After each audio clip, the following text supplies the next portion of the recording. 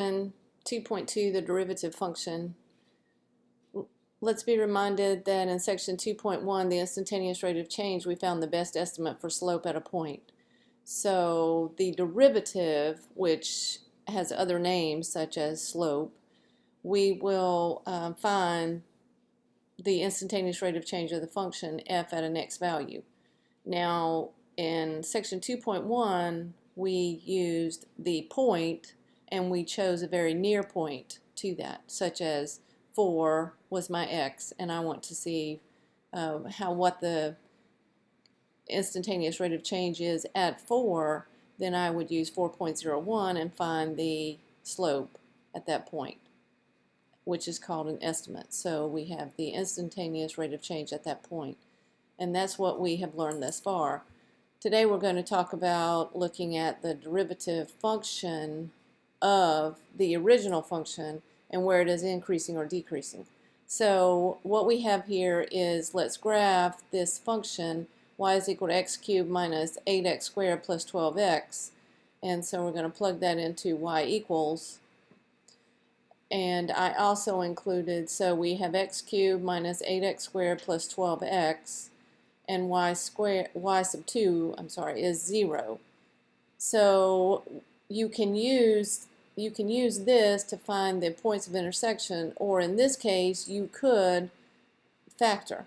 Now I factored this because it is easily factorable, but let's find them on the calculator by pressing second trace, number 5, intersect, getting close to the point. Now you see I'm on the blue graph, the first graph, which is the cubic function, and my cursor is at the minimum point, so we want to move that, so I'm going to move it up.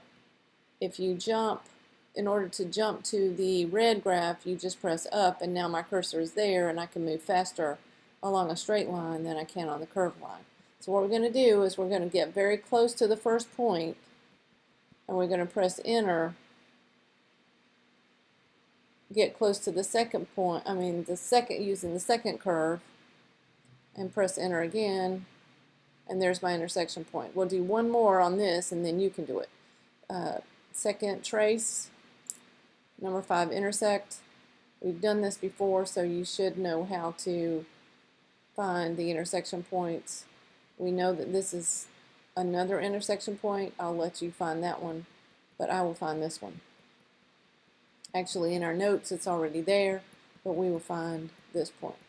So I get close to the point, press enter, and enter, and enter again, and I have my point 0, 6, 0. So I've graphed it for you. I've also given you the instructions on how to find the maximum point. The maximum point and the minimum points are very crucial to determining the curve of the derivative function. So is the slope positive or negative from negative infinity? Now these are x values. The slopes are positive but decreasing, which means the output is increasing but at a slower rate. So when I'm traveling up this line, this graph, the left portion of this graph, all the way until I get to 0.903 on the x, for the x value, these values, the slopes are positive here. Now what is the slope at x is equal to 0.903? Well, the slope at any maximum or minimum is going to be 0, because that will give you a horizontal line, so the slope of that is 0.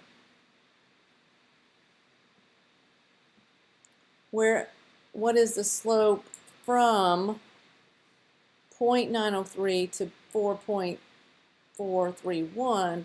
And those are my x values, so I'm looking at these slopes.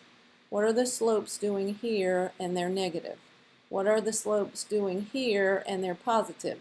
Here they start out low and they get faster as we go. So let's graph the derivative. And right here where you see that point on the x-axis, the maximum, you plot a point on the x-axis. The slopes from this point down, the slopes are positive. So I'm going to take this point right here and draw my graph upward, just to represent positive. At this point, this point right here, 4.431, is another point at which it crosses the x-axis. That means my slope is 0. So f prime of x is 0. So my slopes are positive here. So from this point on the x-axis upward, I'm positive. From this point, 0.903, to 4.431, my slope values are negative, so we draw it under the x-axis to denote negative. From 4.31 to positive infinity, our slopes are positive, and so from this point upward, that's the slope of our graph, or that's the curve of the slope function. F prime of x is this graph, the parabola. Notice that the derivative of the original function equals 0. The derivative graph crosses the x-axis. So where this is 0, it's going to cross the x-axis. We use the slope values of the original function to determine where the derivative graph is positive or negative. Notice that the graph of the example was a cubic function. The original graph was cubic, but now its derivative is quadratic. What does the derivative tell us graphically?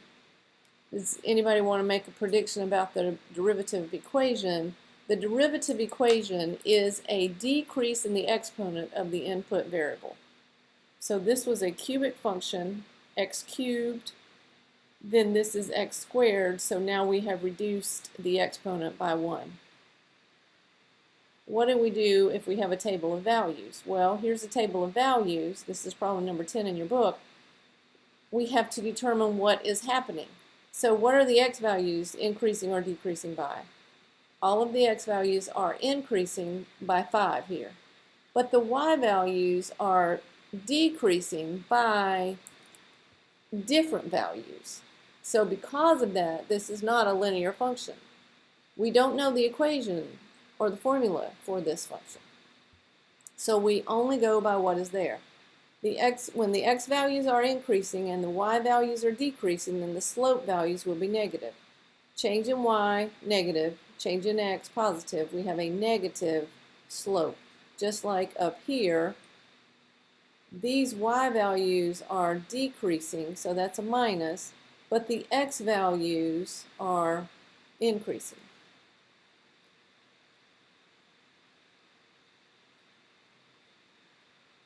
You could estimate the slope at x is equal to 5 by taking the slope of the left, and the slope of the right and averaging those two. That only gives you an average. That is not a perfect slope. What is the slope of a linear function if m is equal to, what is the slope of the linear graph? This is looking at number 13. Look in your book and you will find the answers there. In this one, number 28, they give you a formula, but they want you to estimate.